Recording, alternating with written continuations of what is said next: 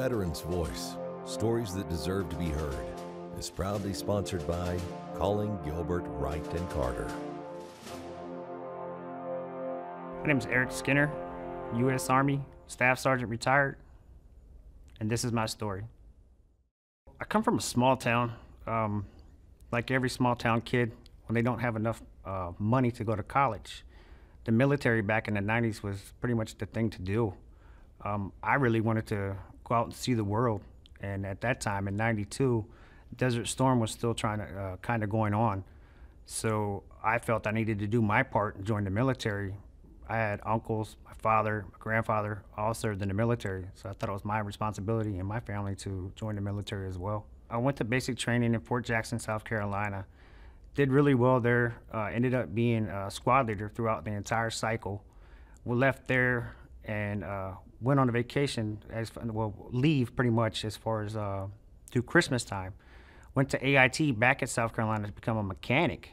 I was deployed in 2011, 2012 to Afghanistan, Zari District, which was the home of the Taliban. That's where they grew. Deployment was pretty tough.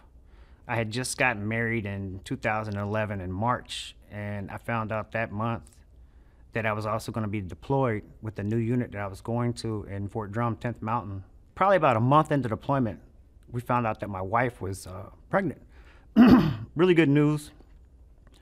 At that time, I had been out on missions. I was a platoon sergeant over there.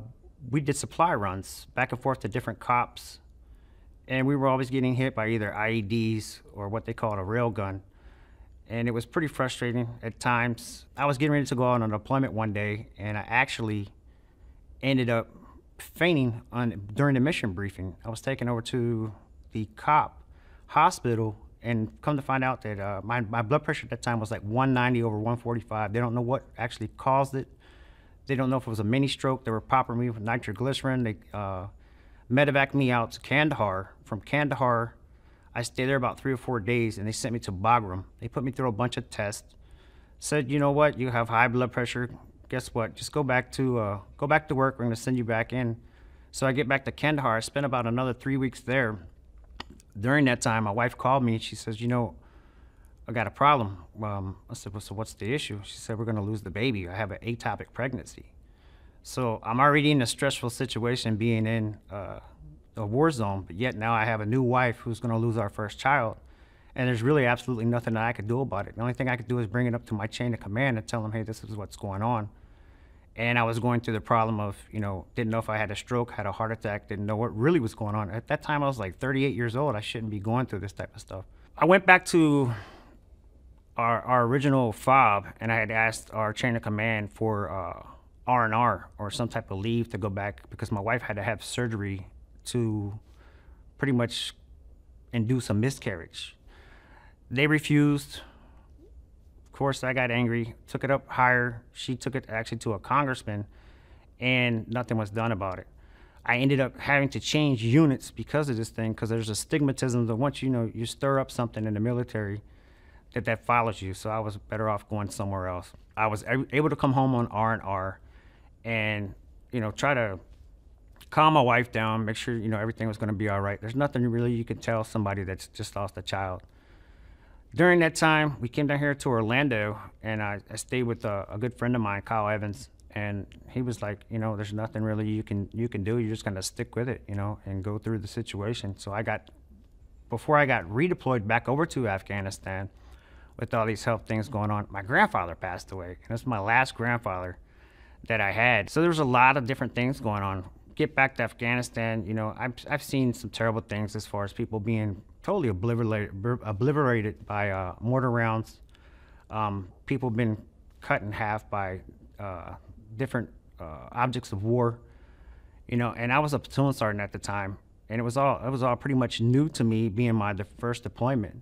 It was pretty tough, and we have a lot of people that come into the military these days that I call the PlayStation era, because they think that anything you do has a reset button in life, and nothing in life or on the battlefield has a reset button. There's always consequences to what you do, So I try to focus on teaching those soldiers that that same thing as far as life goes. There's no reset button.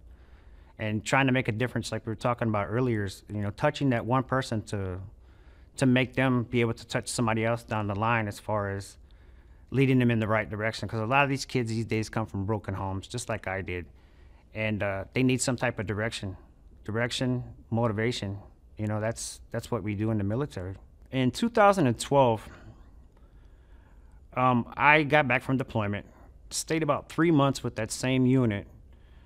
There was a position open with the WTU, which is the Wounded Transitional Unit on Fort Drum.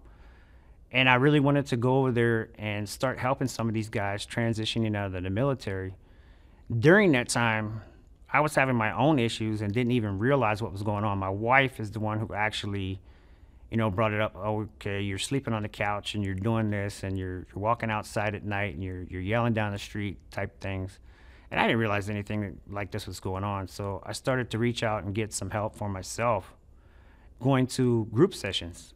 And I thought it was the strangest thing that I was sleeping on the couch all the time. But in group, about 5 of the 10 guys said they're doing the same thing. And down the long run, we figured out that, that's a space in their house that they felt not only that they were more safe, but they were protecting their own family. It's kind of the living conditions over in Afghanistan. You're sleeping in that small space, and you kind of get used to that. Transitioning out of the military, I medically retired November 28th of 2014. And I looked around the job market. We moved back to Fredericksburg, Virginia. I wanted to be close enough to home to where if, anything were to happen to my parents, I could be there, but far enough away from the drama kind of thing. My wife got a good job there. I tried to go back into the civilian market. I ended up working for a national airport for a company there. And I ended up leaving due to the fact that, I've always been taught as an NCO that you need to take care of soldiers. I had an issue that they were out on the tarmac refueling vehicles, and they wouldn't supply them air conditioning for the vehicles that they were using. And so when I brought it up, they said it was a safety issue. I said, well, no, the safety issue is that it's 110 degrees out on the tarmac, and you're not providing your employees with proper ventilation so that they don't pass out, because I've always taught, take care of your troops.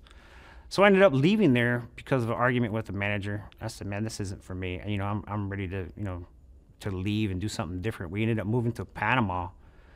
And in Panama, things are totally different. My wife's dad got sick. We ended up moving to Colombia, South America. South America's great. But my wife realized after being gone from there 26 years, it really wasn't for us.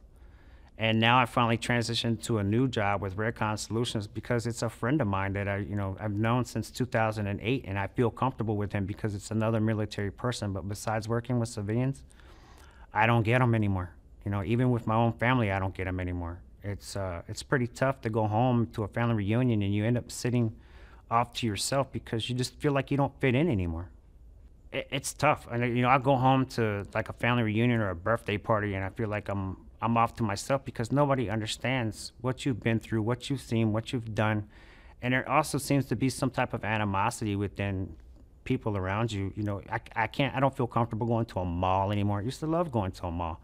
Seems like your head is always on a swivel, so you're never comfortable. And the thing with like the PTSD, it's not about when you're having the event. It's when you come down from the event that really sets you off, because you now become it's kind of like a what I call a daymare. It's like a living nightmare all day long. I go to group. I go to the VA. I used to take their medication, but I don't like the feeling of being all day long. So I've asked them in the past to give me some type of Ativan. They don't want to supply it anymore because it's not an all-day event as far as your PTSD. You have your ups and downs, and I just really wanted something that would, when I'm having that type of event, to calm me down at that moment. And group seems to help, because you're able to talk to other people that are, have been through your same situation. But as far as that, the medications, I really try to stay away from them unless it's something that's going to give me a quick fix, because it's not an all-day event when it comes to a traumatic experience. It's not the VA's problem, it's they're trying to put a Band-Aid on a leaking wound that doesn't have a fix. There's several programs out here as far as, there's some shot out there that's supposed to give you in the neck that's supposed to take away your PTSD, acupuncture, stuff like that. I don't believe any of that stuff. I think it's going to stick with you the rest of your life. You know, it's just something that you got to deal with. Just be happy that, you know, that when your feet hit the floor in the morning that you're still alive. You know, I've lived in the three most dangerous places in the world as far as war as Mexico, Colombia, South America, and Afghanistan, you know, and I'm still here. So that's something that I look forward to every day is when I wake up with a smile because it can't get any worse.